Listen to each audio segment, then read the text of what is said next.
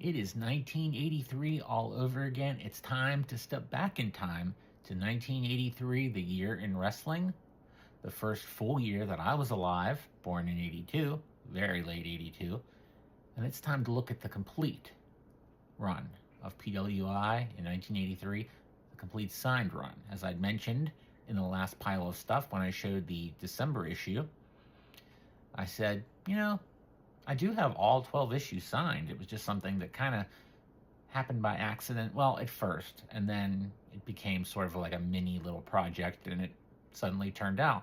People have always loved when I posted the group photo. It is kind of, for collectors like us, it's pretty mesmerizing to see all 12 issues signed all in one picture, one layout, and always gets a lot of comments. And then people were saying, wow, really, when I did the video. So it's time to show them all. We're going to go in order.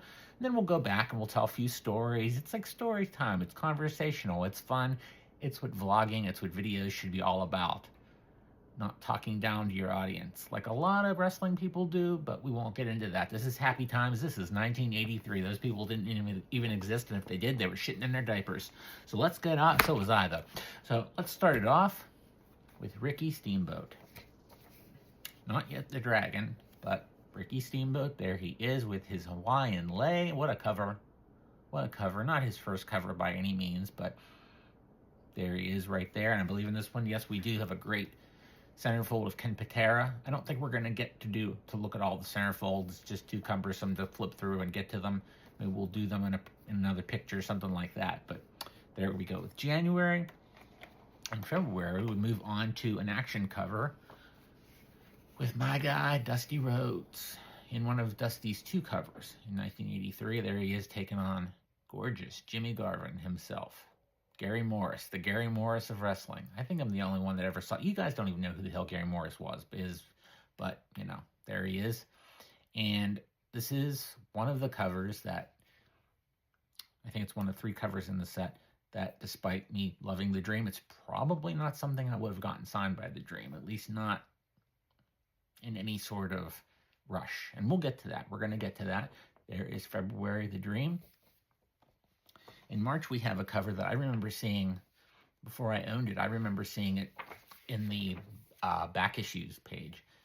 And there he is, our man, the WWF champion at the time, Bob Backlund. And he, of course, wrote "Never Capitulate" right on there. He sometimes would put a cool little signature phrase on there, and he did indeed there. Inscription is the word I was looking for. And if that isn't classic Bob Backlund, what is? Bob Backlund, we wish him well right now as he does battle some health issues. And in a recent short with Mil Mascaras, you saw this cover, and there it is. And this ended up being the last one that I got signed of the set. And we'll talk about that in a bit. And what a great cover. And it adds to that story of this being the last cover when I say that he had a ton of great covers. I mean a ton. And there he is, the man of 1,000 masks, Bill Apter's favorite wrestler. And yeah, they do give an address in there for his home address. It's an address in Mexico. I have no idea what it led to. If any of you wrote and got something back, maybe like a Mexican pamphlet for PWI or something, let us know. I'd love to know. Are they doing the WWF thing then? Right to the Hulkster and get on the mailing list, the kind of thing? I mean, I really don't know. I'll have to ask Bill after that. Bill, if you're watching this, what the hell was that about? As we go to Jimmy Superfly Snuka. And this was either the first or second issue of the 12 that I got signed. And I know it was the first time that I met Snuka, first time of many, but I can't remember if it was this one or the December issue, and we'll get to that. But there he is, signed as he always did. Does it say taking care of business? Take care, bro, whatever, 20 clams, bro, whatever the TCB stood for. And here's another one that I wouldn't have gotten signed because there are a lot better Rick Martel covers, but it is a cool action cover of Rick Martel with that great signature of his. And Rick Martel became a hard-to-get guy. And he disappeared from the scene. he has money saved. He doesn't need to do signings anymore, so he really doesn't. And I'm happy for him. I'm happy that he survived wrestling, and became, it was a success and has the money. But yeah, this was the last time of quite a few times I saw him. It just felt like he was everywhere. I saw him with Tito, and so now he's like considered a very rare guest to these shows, when really there's not too many legends to go around, sadly, anymore. So maybe someday he'll come back out, make a return. But there he is, and in the second cover that I probably wouldn't have got signed. And here's the third one, and I think this would be a good time to talk about that. It's the first of 2 Tommy Rich covers, and this would be the July issue. I'm more of a fan of the portrait covers, like you saw with Mill and Bob Backlund and Steamboat. And, when you're getting stuff signed, as I do in the convention scene and appearances, stuff, you are paying. So if I'm going to pay for something that I'm going to get signed, it's going to be something I really want signed. So the Dusty action cover, the Martel action cover, the Tommy Rich action cover really wouldn't have been signed something like a number one choice unless I was completing the set. So I know that these 3 are 3 of the final ones. The Mill ended up being the last one, which again we'll get to. But there's Tommy Rich on July, and in August we have another of the last ones. But this is one I would have gotten signed anyway because it's so great. Roddy Piper, bagpipes and all. What a classic look for Hot Rod. I just love this one.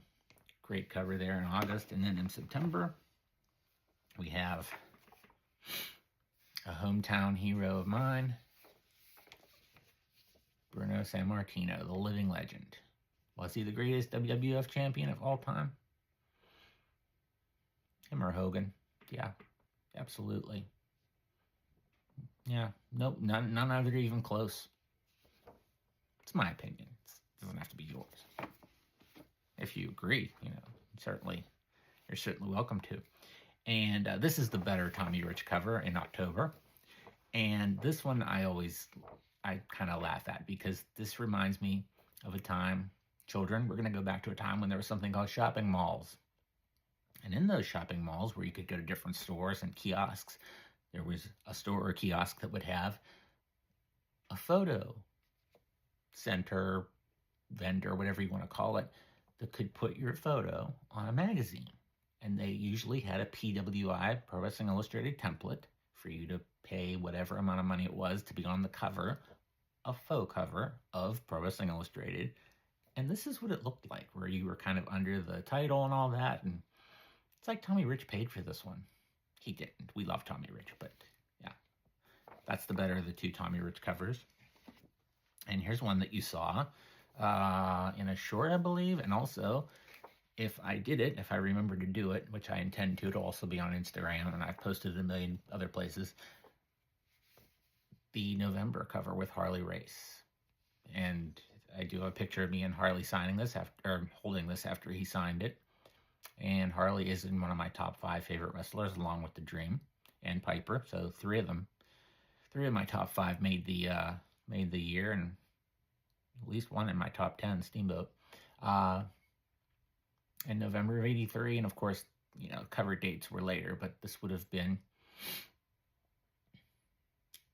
probably out in October, September, October-ish. But in November of '83, we do know that he lost this coveted NWA championship. We all know that story. And there he is. Never looked better. Huge fan of Harley.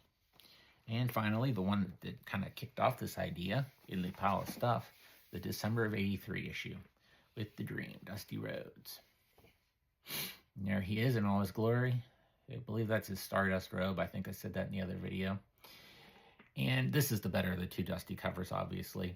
And this was, if I could remember the first time I met Snuka, when it was in the early 2000s, but I don't know if it was before or after November of 2004, which, if you're watching this as it premieres, you're watching this in November of 2025.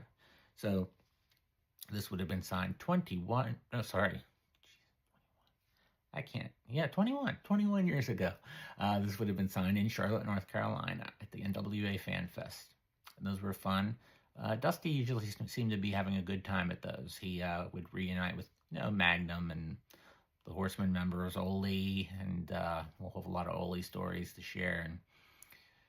And he did seem to enjoy himself at the fan fests, not like another star that he shared the stratosphere with, who threw hissy fits and demanded to be paid more money right at the show. But we won't talk about that because he's not in these covers. I'm sure he's mentioned on them, but and I do have plenty of PWI signed by him. Woo! But yeah, here is December, and this would have been, again, the cover dates. This probably would have hit the stands October, November of '83, but it is December of '83, and I would have turned 1 year old. So, with the Dream, who, I've said it before, I'll say it again, I have a top 5, I have a top 10. Top 5, if you held a gun to my head and asked pick one, it's Dusty. And there he is. And of course, he premiered with the with PWI, with Mil back there in September of '79. And here he is again in '83. Twice, and probably many more before that. Yeah, at least a couple that I can think of.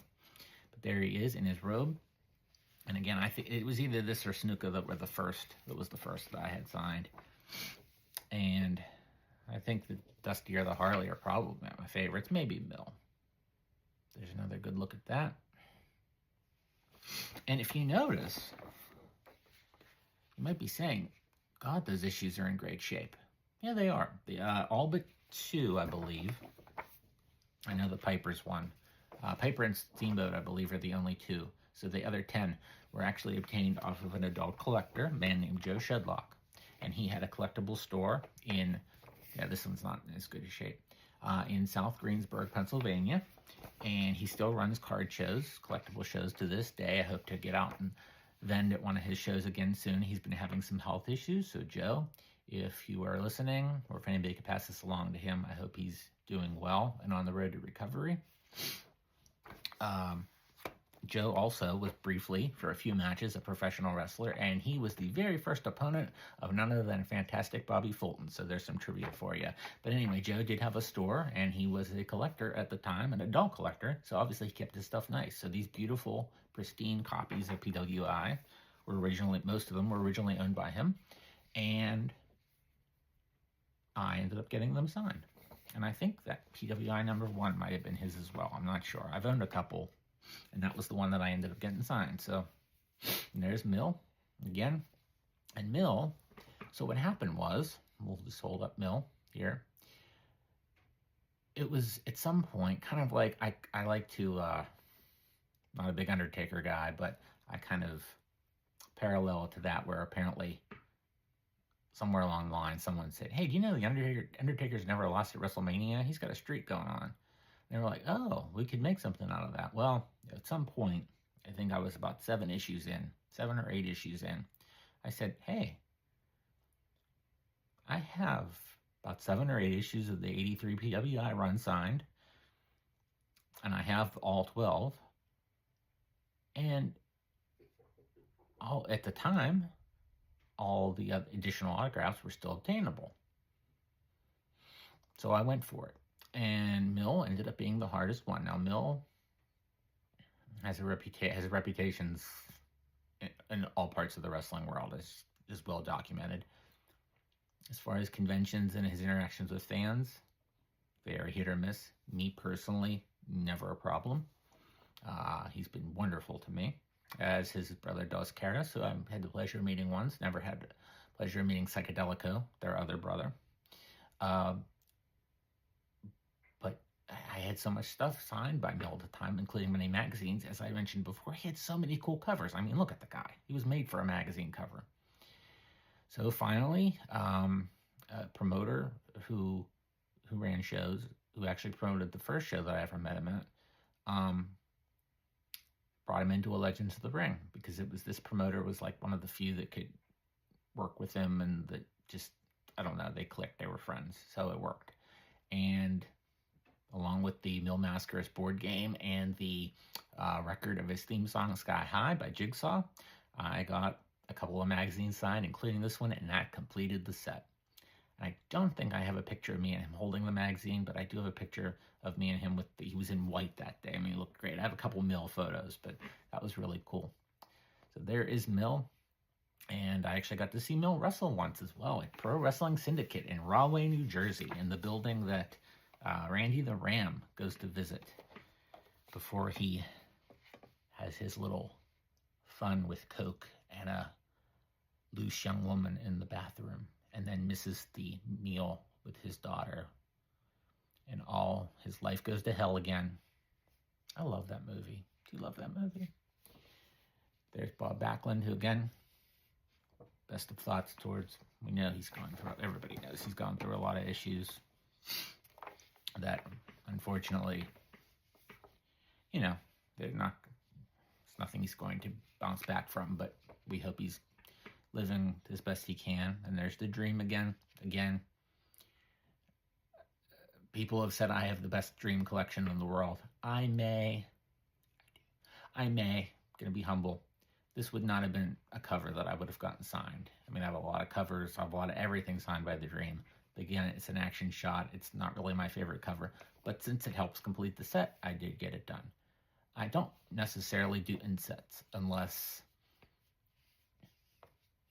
I think I might have talked about this when we talked about the PWI #1, unless it's somebody specific that has no other cover appearance, and I'm like, okay, he's there, smack, I'll get him on there. I don't necessarily focus on getting insets signed. Garvin might not be a bad ad, but it's not to me, Dusty is the focal point. So if you can understand that, you can understand my feeling when I get something signed, my psychology behind it. God, psychology in collecting. That's something I would poo-poo if anyone else said. And we're back to January with Steamboat, and you can see this isn't one of the Joe covers, because you can see there's a little stain there, but you know, hey, it works. There he is in his lay. It's really pre-Dragon. He signs almost everything Dragon, so I didn't care, but there it is. And you may, another thing you may be saying is, wow, you're just like touching these magazines. Yeah, if you're new to the vlog, you haven't heard me rant, so I'll throw a little mini rant in. This stuff isn't the Mona Lisa. This isn't, the Shroud of Turin. It's not something from King Tut's tomb. This was stuff that was sold in stores. I don't get stuff graded. I don't think, I don't need to be, oh, look, I got a 9.0, so mine's the best in the world. You know why my stuff's the best in the world? Because I think it is. Not because you do. You think your stuff's best in the world, and you should. I like my stuff the best. That's why I have it. That's why I want it. I don't need that affirmation, that validation from anyone else saying it. I like it, so that's what matters.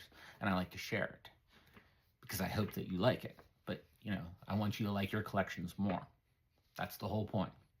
That's why you collect. You don't collect to outdo the other person or to make someone jealous. You collect because it makes you happy. That's what I do. That's why I'm in the poorhouse, because I collect. But that's another rant for another YouTube channel, like Poor Collectors Anonymous or something. But, this was fun. I hope you enjoyed this one. Something I've been wanting to do for a while. I've been certainly sending out a few teasers about it. And it's a lot of fun. I have more signed magazines than I care to admit. So, maybe eventually we'll show. I don't think we're ever going to show all of them. I don't want to. But, the cool ones, certainly we will. And they'll be show up in the pile of stuff and the shorts and all that stuff. And if you did enjoy this and this is your first time, or if you just kind of casually surf and see me, that'd be cool, because that means I'd be showing up in searches and stuff, and that's awesome. Hit like and subscribe. It helps. It really does. It helps all of us content creators. I feel like I'm an OnlyFans person when I say content creator, but that's the term, so I don't have an OnlyFans, not yet. Hit like and subscribe if you enjoyed this, and comment. That helps as well. And we'll see you soon for another video, another short, another whatever.